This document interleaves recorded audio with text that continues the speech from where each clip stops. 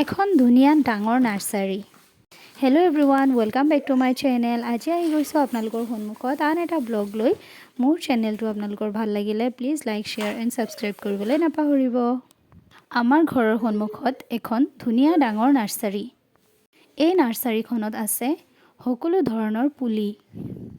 আপুনি যি পুলিয়ে বিচাৰে এইখন নাৰ্সাৰীত পাব। আজি ভাবিলোঁ আপোনালোকৰ সন্মুখত এই নাৰ্সাৰীখনেই অলপ দেখাই দিওঁ, শ্বেয়াৰ কৰোঁ। নাৰ্সাৰীখনত কি পুলি আছে এয়া দেখিছে নহয়, এয়া হৈছে আগৰৰ পুলি আৰু এয়া হৈছে বাদাম গছ।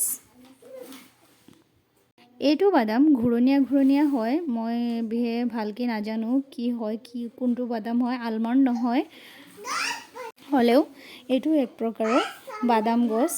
খুবেই ধুনীয়া মৰম লগা গছবিলাক। এয়া চাইছে নহয় কিমান ধুনীয়াকৈ কিমান ডাঙৰকৈ লগাই থৈ দিছিলে। এইবিলাক হৈছে আগৰৰ পুলি।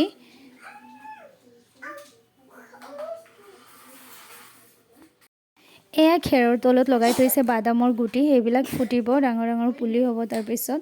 আৰু এয়া সন্মুখত মই যিবিলাক হাতেৰে চুই আছোঁ এয়া সকলোবিলাক হৈছে আগৰ। আপুনি আগৰৰ পুলিত 1 টকা যদি খৰচ কৰে তেতিয়াহ'লে আপুনি 25 টকা 30 টকালৈকে বিক্ৰী কৰিব পাৰিব। কিছুমান ঠাইতো আৰু বেছি দাম হয়, 40 টকা 50 টকালৈকেও বিক্ৰী হয়। আৰু এয়া সকলোবিলাক আগৰে লগাই থৈ দিছে। তাৰপিছত আৰু অলপ গৈ পেলাই মই আকৌ পালোঁ বাদামৰ গুটি লগাই থৈ দিছে। এয়া চাইছে বাদাম গছবিলাক। নাৰ্সাৰীত গ'লে এটা কথা ভাল লাগে যে সকলোফালে কেৱল গ্ৰীনাৰী, অকল সেউজীয়া পৰিৱেশ, দেখাত বহুতেই ধুনীয়া হয়। আৰু আপুনি যিটো পুলি বিচাৰে সেইটো পুলিয়ে আপুনি পাব। মই সকলোবিলাক ঘূৰি পকি চাই আছিলোঁ কোনফালে কি লগাই থোৱা আছে। এই নাৰ্সাৰীখন কমেও 10 বিঘা মাটিলৈকে বিয়পি আছে। সকলোবিলাক ৱৰ্কাৰে ইয়াত কাম কৰি আছিল। এয়া চাইছে এইবিলাক হৈছে চিলভাৰ গছ। এই পুলিবিলাক দেখাত ইমান ধুনীয়া লাগে, সৰু সৰুকৈ হৈ আছে আৰু ডাঙৰ হ'ব। ডাঙৰ হোৱাৰ পিছতহে বিক্ৰী হ'ব। চাইছে কিমান মাটি লৈ কেৱল বাদাম, চিলভাৰ আৰু আগৰ আৰু বহুত জাতৰ পুলি আছে। বলক আপোনালোকক দেখুৱাওঁ। আৰু এতিয়া এইবিলাক হৈছে আমলখিৰ পুলি। আমলখিৰ পুলিবিলাকো বহুতো ডাঙৰ হৈছে, এতিয়া সিহঁতে বিক্ৰী কৰিব পাৰিব। এয়া চাইছে নহয় কিমান আমলখি লগোৱা আছে। তাৰপিছত এয়া হৈছে বাঁহ গছ। বাঁহ গছো লগাই নাৰ্সাৰীত, দেখিবলৈ খুবেই ধুনীয়া। আপোনালোকে ইয়াৰ পৰা কিনিব পাৰিব। তাৰপিছত এয়া চাওক আৰু আমলখি আছে। তাৰপিছত এয়া হৈছে কমলাৰ পুলি, আকৌ সেইফালে আছে নেমু পুলি, ঢেৰ আছে। এয়া গোটেইখিনি আমলখি, নেমু, কমলা পুলি ভৰ্তি হৈ আছে। আৰু এইফালে গুটিবিলাক লগাই আছে, যিবিলাকত পুলি নাই গুটিবিলাক লগোৱা আছে। কেইদিনমান পিছত গুটিবিলাক ফুটি আহিব। এয়া কাম কৰা মানুহজনীয়ে কাম কৰি আছে, গুটিবিলাক লগাই আছে। তাৰপিছত আমি গুচি গ'লোঁ আৰু অলপ ভিতৰলৈ গৈ পেলাই চাইছোঁ ইয়াত বগীপমাৰ পুলি আছে, মেহগনিৰ পুলি আছে।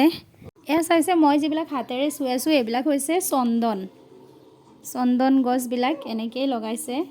এয়া ৱৰ্কাৰবিলাকে গছত পানী দি আছে পুলিবিলাকত।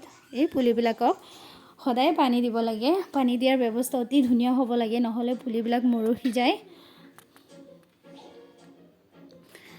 আৰু এয়া হৈছে এক জাতৰ চিনাৰী গছ। এইবিলাক ডাঙৰ হ'লে খুবেই ধুনীয়া লাগে।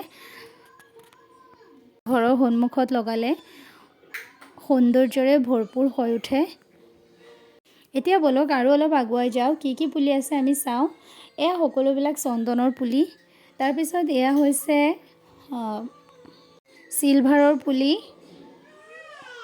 এয়া যিমান দেখিছে সকলোবিলাক চন্দন, সকলোবিলাক দামী দামী পুলি ইয়াত লগোৱা আছে। তাৰপিছত আমি গুচি গ'লোঁ আৰু অলপ ভিতৰলৈ। সেইফালে আছে নেমু পুলি, কমলাৰ পুলি, আৰু ভিতৰ ফালে আছে কেৱল তামোল পুলি। ইমান সোপা তামোল পুলি লগোৱা আছে নহয় নাৰ্সাৰীটোত। দেখিবলৈ ইমানেই ধুনীয়া মনোমোহা দৃশ্য হৈ পৰিছে এতিয়া। এই পুলিবিলাক বিক্ৰী কৰিলে বহুত টকাত বিক্ৰী কৰিব পাৰিব। গোটেই খালি তামোল পুলি এতিয়া পিছফালে নাৰ্চাৰীটোৰ পিছফালে খালি তামোলৰ পুলি। মই এক চাইডহে চাই আছিলোঁ আৰু কিমান যে বাকী আছিল মই সেইবিলাক ভিডিঅ' শ্বুট কৰিব পৰা নহ'ল। নাৰ্চাৰীবিলাকত আহিলে এটা কথা ভাল লাগে যে আজিকালিতো কোনোফালে ইমান সেউজীয়া পৰিৱেশ বিচাৰি নাপাওঁ, কিন্তু নাৰ্চাৰীবিলাকত আহিলে এইবিলাক দেখিবলৈ পোৱা যায়। Bye bye, thank you so' much for